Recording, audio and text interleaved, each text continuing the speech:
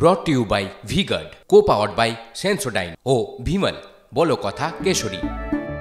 Associate sponsor UltraTech cement. শিলিগুড়িতে তৃণমূলের পুরো বোর্ড, আবার জেলা পরিষদও তৃণমূলেরই, অথচ এই সমতলের 3 বিধানসভায় বিজেপির লিড রাজু বিস্তাকে জয় এনে দিয়েছে।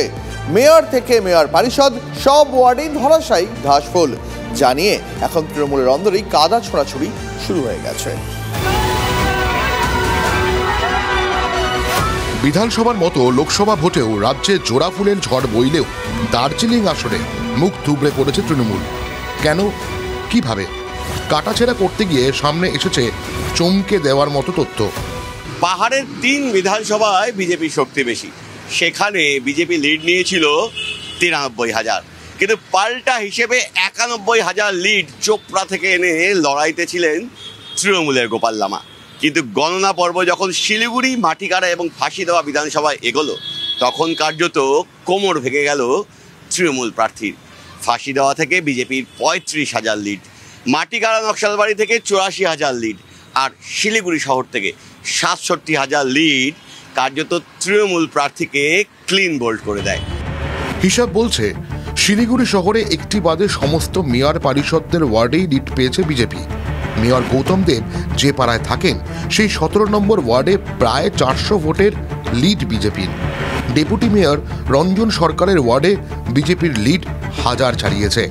তৃণমূল কাউন্সিলরদের কোনো ওয়ার্ডেই লিড দিতে পারেনি তৃণমূল। গ্রামাঞ্চলে মহকুমা পরিষদের সভাধিপতি ও জেলা সভাপতির এলাকায় বিজেপির লিড 85,000। কেন এমন হলো এটা তো আমরা রাজনীতিভাবে বুঝতে হবে। কেন এমন হলো প্রতিটা, হ্যাঁ এই সিটটাই আমাদের ভালো করে বুঝতে হবে যে কোথায় আমাদের খামতি আছে। হ্যাঁ, পৌরসভা আমাদের পরিষেবাও ভালো হচ্ছে, কিন্তু কিছু জায়গায় হয়তো মানুষের কাছে আমরা ঠিক মতন পৌঁছতে পারিনি। এই জন্য আমাদের দলীয় কর্মীরা যেটা প্রকাশ্যে বলছেন না, সেটা হলো নেতাদের মধ্যে সমন্বয়ের অভাব।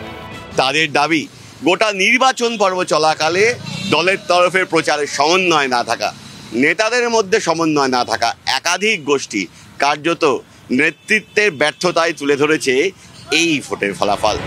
কর্মীরা বলছেন, প্রচার পর্বে একার সিদ্ধান্তে চলেছিলেন জেলা সভাপতি পাপিয়া ঘোষ। পৌর এলাকায় সমন্বয় ছাড়াই কর্মসূচি নেন মেয়র গৌতম দেব।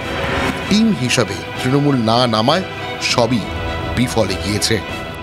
সে ব্যাপারে দল নিশ্চয়ই নজর রেখেছে, সত্যি কি মিথ্যা কি আমি জানি না, তবে দল নিশ্চয়ই এ ব্যাপারে চরম সিদ্ধান্ত।